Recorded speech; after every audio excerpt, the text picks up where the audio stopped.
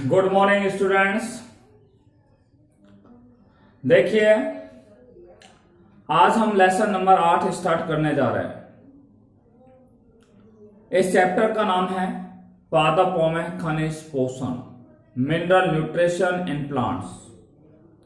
ये चैप्टर एक बहुत ही इंटरेस्टिंग चैप्टर है और इसमें से कई बार कुछ मेजर क्वेश्चंस भी आपसे बोर्ड एग्जाम में पूछ लिए जाते हैं, कई बार आपसे माइनर क्वेश्चंस भी इस लेसन में से आपसे पूछे जा सकते हैं। देखिए, आज जो हम बात कर रहे हैं वो सबसे पहले बात करेंगे पोषण क्या है। लेसन नंबर 8 हम स्टार्ट करने जा रहे हैं और लेसन नंबर 8 में आपको हम बता दें, सबसे पहले हम बात करेंगे पोषण क्या है, जीवों में पोषण कितने प्रकार का होता है। उसके पश्चात हम बात करेंगे कि पादपों में खनिज पोषण की आवश्यकता के लिए कौन कौन सी विधियां होती हैं, जिनमें आपको हम 3 विधियों पर बात करेंगे, जिनमें पहली विधि का नाम होगा आपका पादप भस्म का विश्लेषण, दूसरी विधि होगी जल संवर्धन प्रयोग और तीसरी विधि होगी बालू संवर्धन प्रयोग। इन बिंदुओं पर आज की इस वीडियो में हम आपसे चर्चा करेंगे। तो आइए देखते हैं लेसन नंबर 8 पर।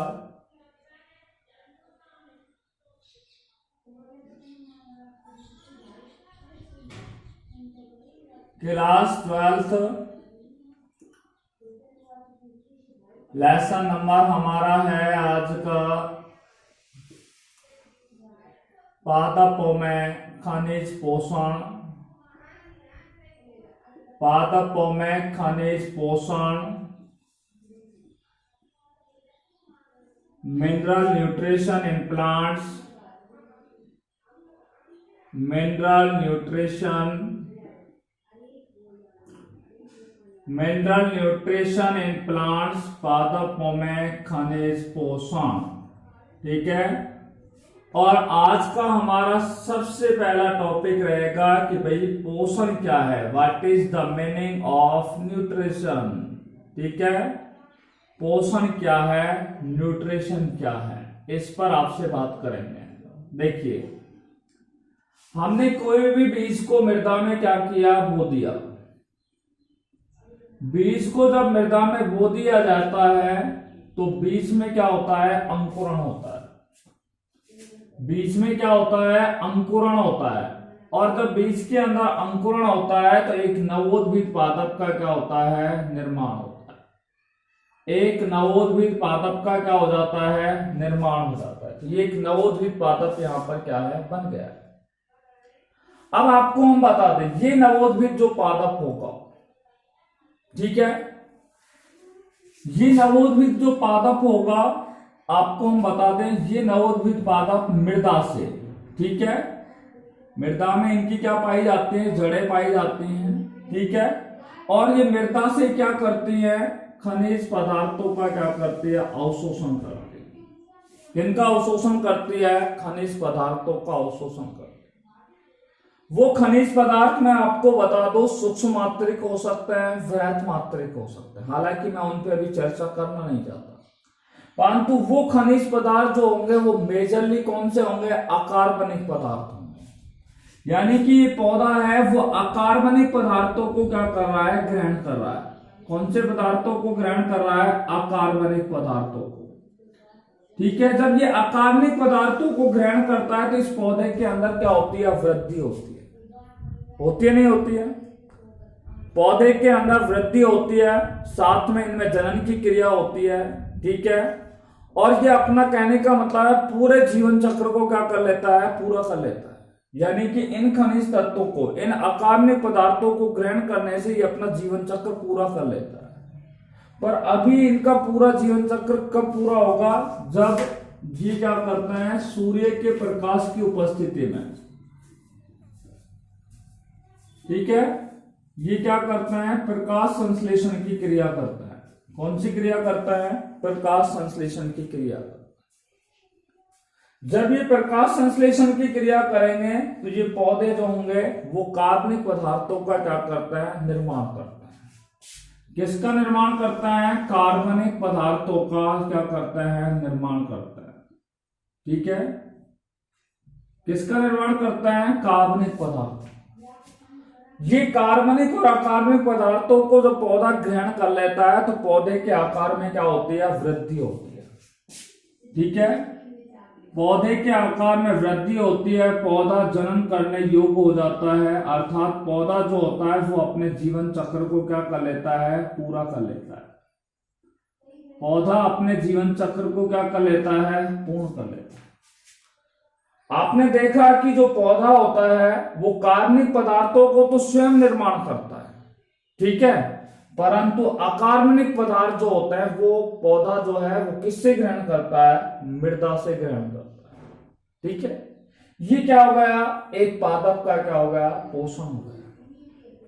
अब मैं आपको जंतुओं के बारे में बात करूं, ठीक है, जैसे मैं आपको जंतुओं के बारे में बात करूं या जीवाणुओं के बारे में बात करूं, ठीक है, तो ये जंतु जो होते हैं ये न तो कार्बनिक पदार्थों का निर्माण करते हैं, न ही कौन से पदार्थों का निर्माण करते हैं? अकार्बनिक पदार्थों का निर्माण करते हैं। कार्बनिक का भी नहीं करते हैं, अकार्बनिक पदार्थ का भी निर्माण नहीं करते हैं। इसलिए ये कार्बनिक और अकार्बनिक पदार्थों को पोषण के रूप में क्या करते हैं? ग्रहण करते हैं। जब कार्बनिक और अकार्बनिक पदार्थों को ग्रहण कर लेते हैं तो इन जंतुओं के अंदर क्या होती है? आकार आकृति में वृद्धि होती है, ये जन्म करने योग्य हो जाते हैं, अर्थात ये अपने जीवन चक्र को क्या कर लेते हैं? आसानी से पूरा कर लेते हैं। अर्थात हम कह सकते हैं कि पौधा जो होता है, हम बात कर रहे हैं पादपों में खनिज पोषण, पादपों की वृद्धि के लिए, उनके विकास के लिए, उनमें जनन की क्रिया के लिए या उनके जीवन चक्र को पूरा करने के लिए खनिज तत्वों की क्या होती है? आवश्यकता होती है। ठीक है, किसकी आवश्यकता होती है? खनिज तत्वों की क्या होती है? आवश्यकता होती है। और इन खनिज तत्वों की जो आपूर्ति होती है, इन खनिज तत्वों की जो आपूर्ति होती है वो मृदा से होती है, और कुछ खनिज तत्वों की आपूर्ति जो होती है वो पादप कहां से करता है? बाहर से प्राप्त करता है, बाहरी वातावरण से क्या करता है? उन्हें प्राप्त करता है। अर्थात पोषण की परिभाषा क्या हुई कि पादप अपने जीवन चक्र को पूरा करने के लिए, पादप अपने जीवन चक्र को पूरा करने के लिए वातावरण से, ठीक है, वातावरण से कई पदार्थों को क्या करता है? ग्रहण करता है।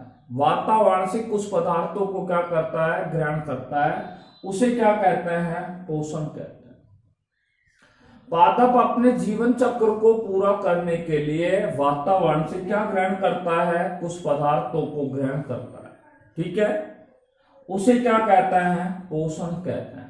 क्या कहते हैं? पोषण कहते हैं। यानी कि पादप अपने जीवन चक्र को पूरा करने के लिए कुछ पदार्थों को तो मृदा से ग्रहण कर लेता है, पर कुछ ऐसे पदार्थ होते हैं जो उन्हें मृदा से नहीं प्राप्त करते हैं, मृदा से उन्हें नहीं मिलते हैं, उनको किससे ग्रहण करता है? बाह्य वातावरण से क्या करता है? ग्रहण करता है। उसे हम क्या कहते हैं? पोषण की क्रिया कहते हैं। ठीक है, उन पदार्थों को सजीवों का क्या कहते हैं? पोषण कहते हैं। तो पोषण की परिभाषा क्या हुई? मैंने आपको बता दिया है कि पादप अपने जीवन चक्र को पूरा करने के लिए वातावरण से कई पदार्थों को क्या करता है, या कुछ पदार्थों को क्या करता है? ग्रहण करता है, और उन पदार्थों को ही, ठीक है, उन पदार्थों को ही सजीवों का क्या कहा जाता है? पोषण कहा जाता है। अब आपको बात कर रहे हैं पोषण के आधार पर जीवों का वर्गीकरण। अगला टॉपिक है हमारा पोषण के आधार पर, पोषण के आधार पर जीवों का वर्गीकरण। वैसे मैं आपको यहां पे पढ़ा भी चुका हूं पर वो बताया नहीं है। जीवों का वर्गीकरण, पोषण के आधार पर जीवों का वर्गीकरण। देखिए, पोषण के आधार पर जो जीव होते हैं वो दो प्रकार के होते हैं। एक होते हैं स्वपोषित और दूसरे होते हैं विषम पोषित। विषम पोषित इंग्लिश में बोलते हैं ऑटोट्रॉफिक, और दूसरे होते हैं हेट्रोट्रॉफिक। हेट्रोट्रॉफिक देखिए स्वपोषित पर हम आपसे बात किया हमने पादपों के बारे में। पादप जो होते हैं वो अकार्बनिक पदार्थ मृदा से ग्रहण करते हैं। किसके जरिए करते हैं? जड़ों के द्वारा, यानी कि पौधे की जो जड़ें होती हैं, ठीक है, वो जल और खनिज पदार्थों का क्या करती है? अवशोषण करती है। तो अवशोषण करती है तो अकार्बनिक पदार्थों को मृदा से क्या कर लेती है? ग्रहण कर लेती है। परंतु कार्बनिक पदार्थों का जो निर्माण किया जाता है वो उनके द्वारा, स्वयं के द्वारा किया जाता है, ठीक है। अर्थात पौधे जो होते हैं वो प्रकाश संश्लेषण की क्रिया करते हैं, क्योंकि पौधों में क्या पाया जाता है? क्लोरोफिल पाया जाता है, पर्णहरित पाया जाता है, जिसके कारण ये क्या है? कार्बनिक पदार्थों का निर्माण करते हैं। कार्बनिक पदार्थ का मतलब है पौधे जो होते हैं वो कार्बोहाइड्रेट का निर्माण करते हैं, प्रोटीन का क्या करते हैं? निर्माण करते हैं, वसाओं का क्या करते हैं? ये निर्माण करते हैं। तो ये कार्बनिक पादप जो होते हैं वो कार्बनिक पदार्थों का निर्माण तो कैसे करते हैं? स्वयं करते हैं, ठीक है। परंतु अकार्बनिक पदार्थ जो होता है वो कहां से प्राप्त करते हैं? मृदा से क्या करते हैं? प्राप्त करते हैं, ठीक है, जिसे हम क्या कहते हैं? स्वपोषित कहते हैं। अर्थात ऐसे जीव जो अपना पोषण, ठीक है, ऐसे जीव जो अपने पोषण से संबंधित आवश्यकताओं को पूरा करने के लिए, पोषण से, ऐसे जीव जो अपने पोषण से संबंधित आवश्यकताओं को पूरा करने के लिए कार्बनिक पदार्थों का निर्माण तो क्या करते हैं? स्वयं करते हैं। कार्बनिक पदार्थों का निर्माण तो क्या करते हैं? स्वयं करते हैं, ठीक है। परंतु उन जीवों के द्वारा केवल किसका निर्माण किया जाता है? केवल अकार्बनिक पदार्थ जो होते हैं, केवल अकार्बनिक पदार्थों को वो कहां से ग्रहण करते हैं? बाह्य वातावरण से ग्रहण करते हैं। अर्थात ये अकार्बनिक पदार्थों को कहां से ग्रहण कर रहे हैं? मृदा से क्या करते हैं? ग्रहण करते हैं। केवल अकार्बनिक पदार्थों को किससे ग्रहण करते हैं? बाह्य वातावरण से ग्रहण करते हैं, जिसे क्या कहते हैं? स्वपोषण कहा जाता है। जैसे जितने भी प्रकाश संश्लेषण करने वाले जो पौधे होते हैं, हरे पेड़ पौधे होते हैं, वो स्वपोषित होते हैं। या प्रकाश संश्लेषी जो जीवाणु होते हैं वो कैसे होते हैं? स्वपोषित होते हैं। परिभाषा क्या हुई भैया आपकी स्वपोषित की? कि ऐसे जीव जो अपने पोषण से संबंधित आवश्यकताओं को पूरा करने के लिए कार्बनिक पदार्थों का निर्माण तो स्वयं करते हैं, परंतु अकार्बनिक पदार्थों को कहां से ग्रहण करते हैं? बाह्य वातावरण से क्या करते हैं? ग्रहण करते हैं। कार्बनिक पदार्थों का निर्माण तो स्वयं करते हैं और अकार्बनिक पदार्थों का निर्माण, अकार्बनिक पदार्थों को कहां से ग्रहण करते हैं? बाह्य वातावरण से ग्रहण करते हैं। मैंने आपको बताया अकार्बनिक पदार्थों को कहां से ग्रहण कर रहा है पौधा? मृदा से क्या करता है? ग्रहण करता है। तो उसे क्या कहा जाता है? स्वपोषित कहते हैं। ऐसे जीव जो अपने पोषण से संबंधित आवश्यकताओं को पूरा करने के लिए, ठीक है, कार्बनिक पदार्थों का निर्माण तो स्वयं करते हैं, परंतु केवल अकार्बनिक पदार्थों को ही वह बाह्य वातावरण से क्या करते हैं? ग्रहण करते हैं। उसे क्या कहते हैं? उसे क्या कहते हैं? स्वपोषित कहते हैं। तो हरे पेड़ पौधे होते हैं वो कैसे होते हैं? स्वपोषित होते हैं। अब बात करते हैं हम हेट्रोट्रॉफिक के बारे में, विषम पोषित के बारे में। हेट्रोट्रॉफिक क्या है? देखिए जैसे मैंने अभी आपको जंतुओं के बारे में बताया, ठीक है, कवक होते हैं या जीवाणु होते हैं। जंतु जैसे गाय, भैंस, भेड़, बकरी, जितने भी जंतु आपको पृथ्वी पर दिखाई देते हैं, या विभिन्न प्रकार के जो जीवाणु होते हैं, या विभिन्न प्रकार के जो कवक होते हैं, वो कैसे होते हैं? परपोषित होते हैं। और ये जितने भी जीव जो होते हैं वो अपने पोषण से संबंधित आवश्यकताओं को पूरा करने के लिए, ठीक है, पोषण से संबंधित आवश्यकताओं को पूरा करने के लिए, चाहे वो कार्बनिक पदार्थ ग्रहण करें, चाहे वो अकार्बनिक पदार्थ, ठीक है, कार्बनिक और अकार्बनिक पदार्थों की जो आवश्यकताओं की पूर्ति जो की जाती है वो किससे की जाती है? बाह्य वातावरण से ही क्या करते हैं? ये ग्रहण करते हैं। बाह्य स्रोतों से ही क्या करते हैं? निर्भर रहते हैं। उसे क्या कहते हैं? परपोषित कहते हैं। अब जैसे मान लीजिए मनुष्य, वो कार्बनिक पदार्थ का मतलब है कार्बोहाइड्रेट है, प्रोटीन है और वसा है। कार्बोहाइड्रेट, प्रोटीन और वसा वो किससे प्राप्त करता है? आपको पता है विभिन्न प्रकार के भोज्य पदार्थों से भोजन क्या करता है? कार्बोहाइड्रेट प्राप्त करता है। अकार्बनिक पदार्थ है जैसे सोडियम है, पोटेशियम है, ठीक है। विभिन्न प्रकार के जो खनिज पदार्थ होते हैं उनको कहां से ग्रहण करता है, पौधे से प्राप्त होने वाले विभिन्न प्रकार के उत्पादों से वो क्या करता है, प्राप्त करता है। अर्थात ऐसे जीव जो अपने कार्बनिक और अकार्बनिक पदार्थ, ठीक है, ऐसे जीव जो अपने कार्बनिक और अकार्बनिक पदार्थों की आवश्यकताओं को पूरा करने के लिए बाह्य स्रोतों पर क्या होता है, निर्भर रहते हैं, उन्हें क्या कहते हैं, परपोषित कहते हैं।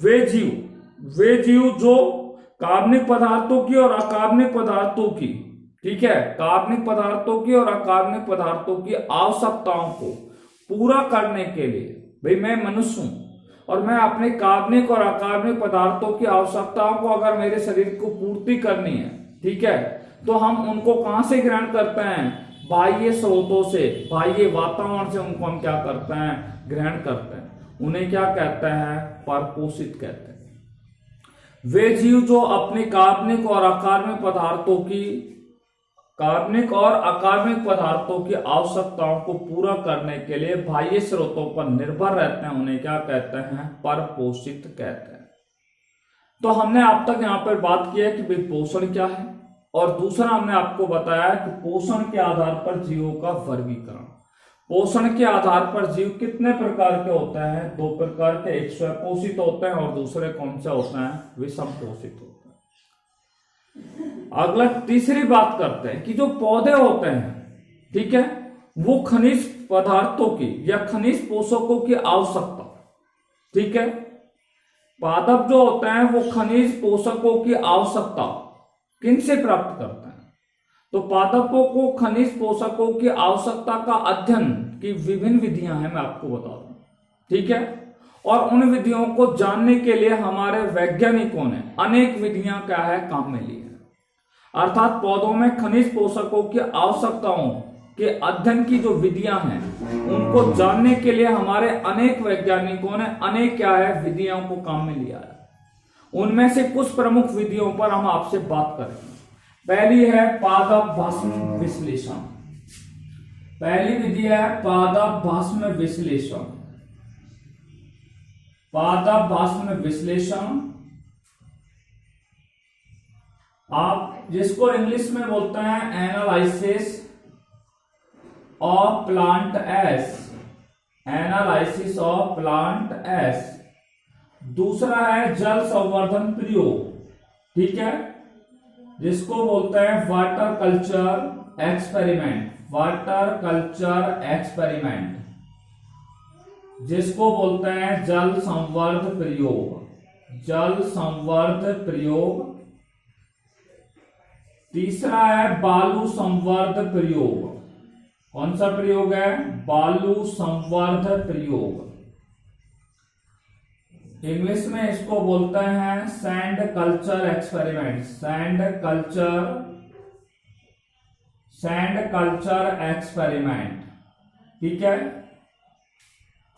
हमने आपको बताया कि हमारे अनेक वैज्ञानिकों ने पादपों में खनिज पोषकों की आवश्यकता, कौन कौन से खनिज पोषकों की आवश्यकता होती है, उनकी विधियों के बारे में उन्होंने अनेक विधियां बताई, जिनमें से 3 विधियां क्या हैं, इंपॉर्टेंट। पहली है पादप भस्म विश्लेषण विधि, दूसरी है जल संवर्धन प्रयोग और तीसरी है बालू संवर्धन प्रयोग। सबसे पहले हम बात करने जा रहे हैं पादप भस्म विश्लेषण विधि। कौन सी विधि है, पादप भस्म विश्लेषण विधि पर आपसे क्या करने जा रहे हैं, चर्चा करने जा रहे हैं। देखिए पादप भस्म विश्लेषण विधि क्या है। देखिए पादप भस्म विश्लेषण विधि, पादप भस्म विश्लेषण विधि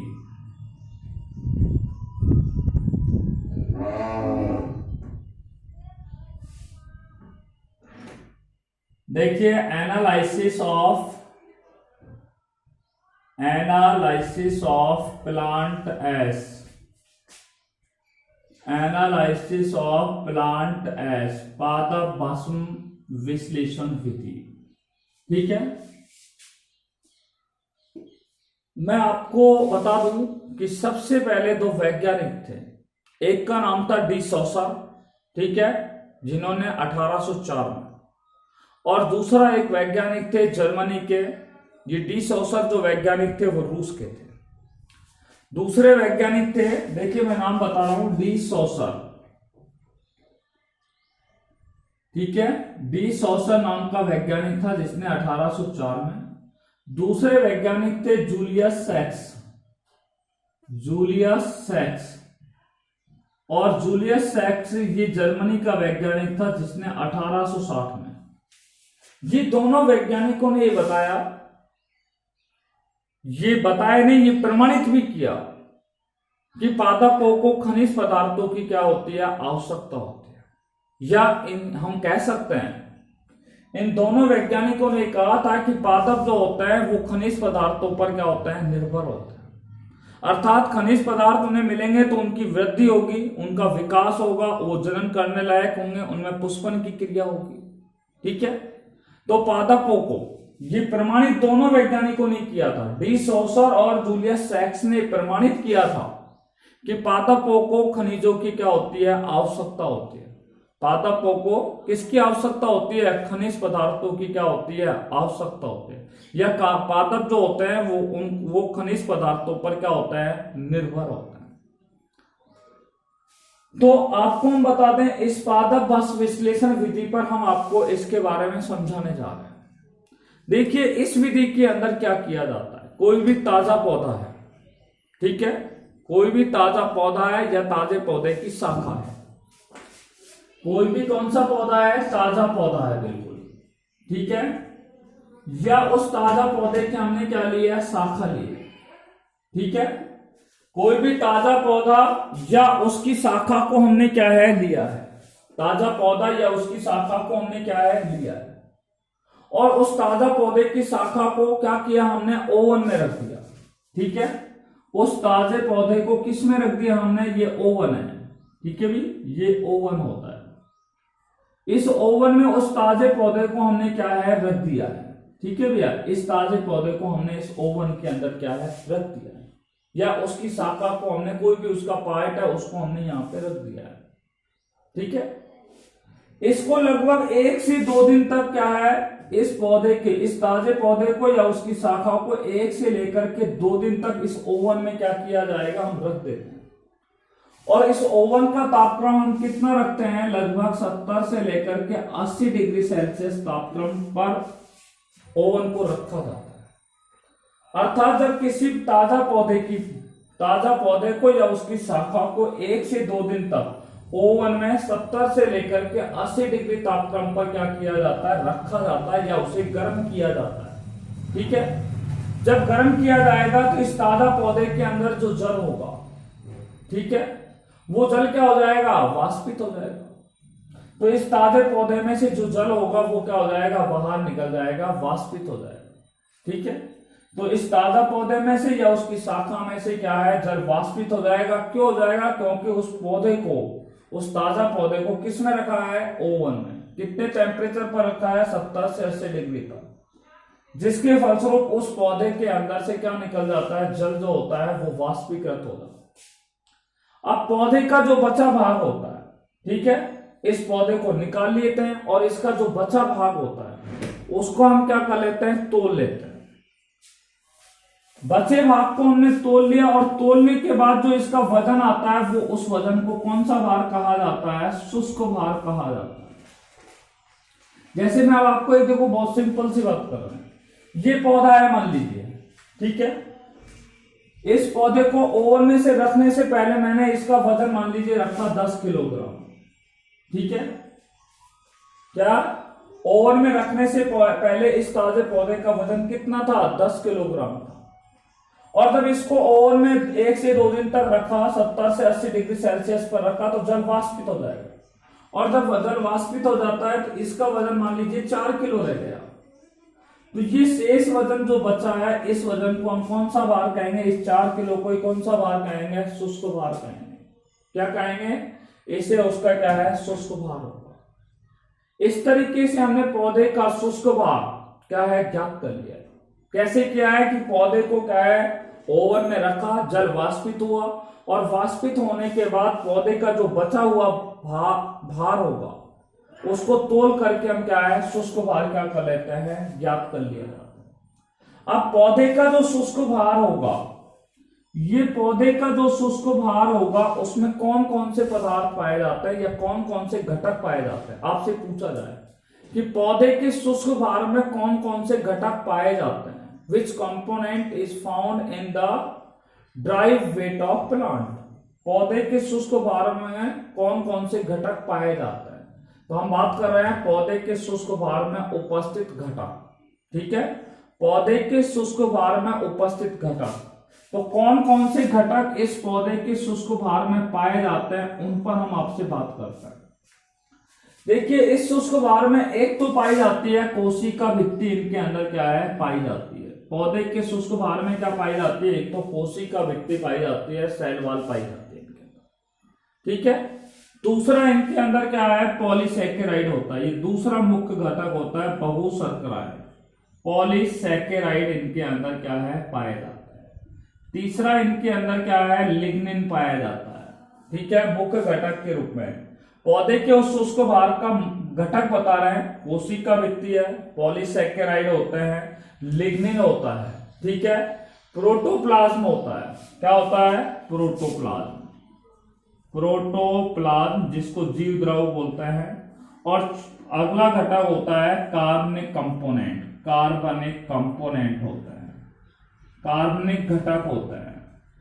तो पौधे के शुष्क भार में कौन कौन से मुख्य घटक पाए जाते हैं, पौधे के शुष्क भार में कौन कौन से घटक पाए जाते हैं, कोशिका भित्ति पाई जाती है, बहुसैकेराइड पाए जाते हैं, लिग्निन पाया जाता है, प्रोटोप्लाज्म पाया जाता है और कार्बनिक कंपोनेंट या कार्बनिक घटक उनके अंदर क्या है पाया जाता है। क्लियर बात हो गई।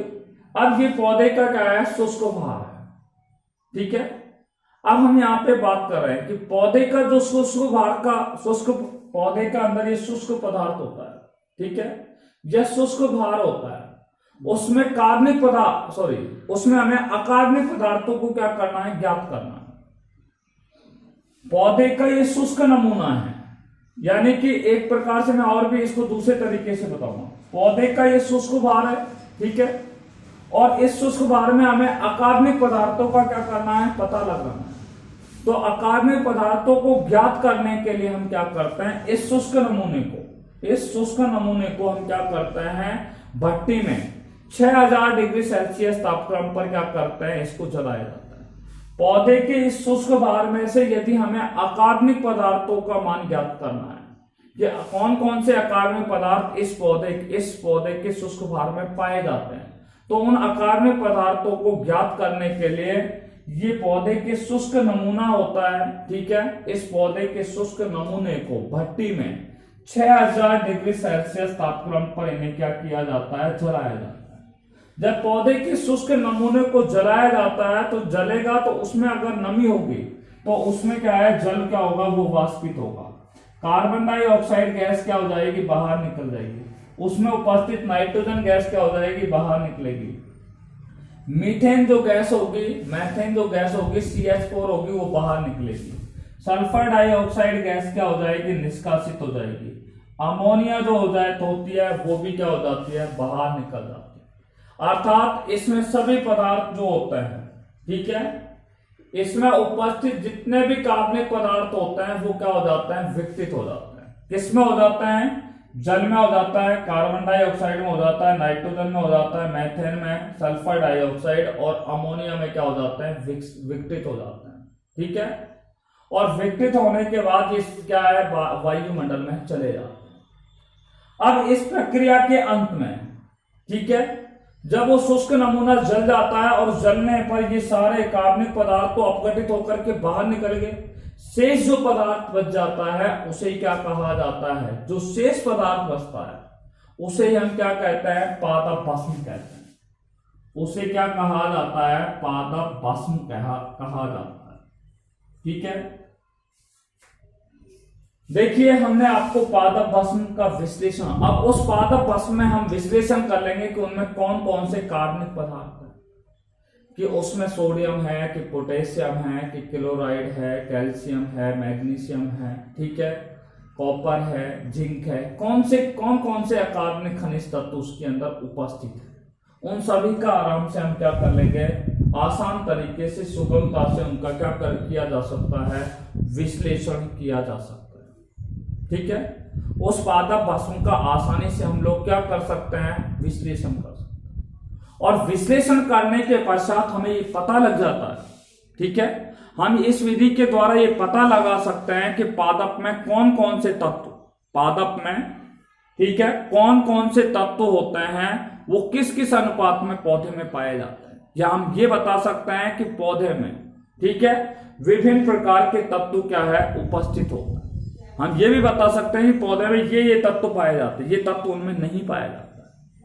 उनका एक निश्चित अनुपात में हम क्या है, उनमें बता सकते हैं कि इतने अनुपात में ये पदार्थ जो होता है वो पौधे के अंदर क्या है, पाया जाता है। Is it right?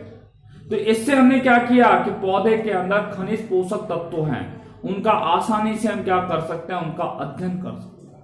और उन अध्ययन के लिए इन वैज्ञानिकों ने हमें 3 विधियां दी हैं, पादप भास्व विश्लेषण विधि, बालू संवर्धन तकनीक विधि और तीसरी है जल संवर्धन तकनीक विधि।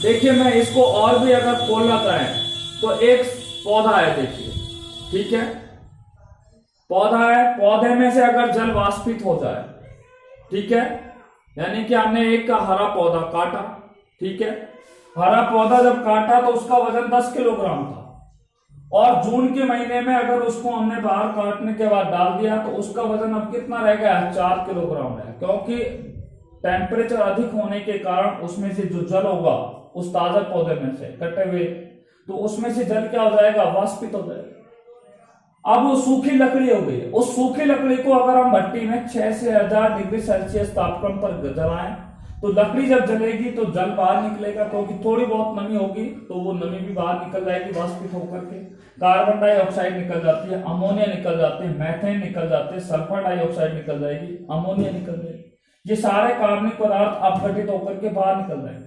और बचा जो अकार्बनिक पदार्थ होता है, अर्थात वो पौधे की जो बची हुई राख होगी, उस राख में क्या होता है, जिसे हम पादप भस्म कहते हैं, जो शेष बचा पदार्थ होगा वो पादप भस्म कहलाएगा। उस पादप भस्म में से हम अकार्बनिक पदार्थों का आसानी से क्या कर लेते हैं, विश्लेषण कर सकते हैं। ठीक है, तो ये पहली विधि हमारी आपको बता दिया है, पादप भस्म विश्लेषण विधि।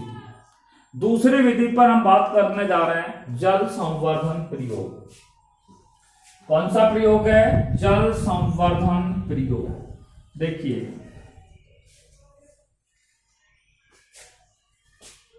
जल संवर्धन प्रयोग या जल संवर्धन प्रयोग, ये दूसरा हमारा आज का टॉपिक है। ठीक है, जल संवर्धन प्रयोग, water culture experiment, water culture experiment पर बात करते हैं।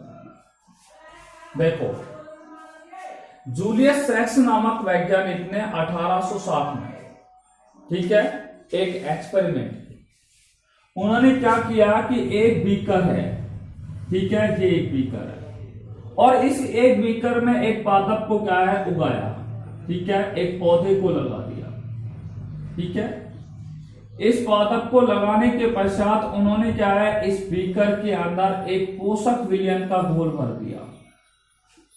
आप देखिए, इसमें कोई मृदा नहीं है, इसमें मृदा का क्या है, अभाव है, मृदा नहीं है, केवल इस बीकर के अंदर क्या है, एक पौधा लगाया उखाड़ करके, और उसमें क्या है, पोषक विलयन का घोल भर दिया। पोषक विलयन जो बनाया गया वो जूलियस सैक्स ने, कॉपलैंड और नोपा, ये 3 वैज्ञानिकों ने पोषक विलयन बनाया। उस पोषक विलयन के घोल को इस बीकर में क्या कर दिया, भर दिया, और यहां पर ऑक्सीजन की आपूर्ति करने के लिए, ऑक्सीजन की आपूर्ति करने के लिए एक नली, देखिए ये नली है, वो कहां पर व्यवस्थित कर दी है, जड़ों के पास में क्या कर दिया, उसको व्यवस्थित कर दिया। तो इस नली को जड़ों के पास में क्या कर दिया, व्यवस्थित कर दिया। ठीक है, और व्यवस्थित करने के पश्चात इनको क्या है, इस पौधे को ऑक्सीजन क्या है, उपलब्ध कराई गई।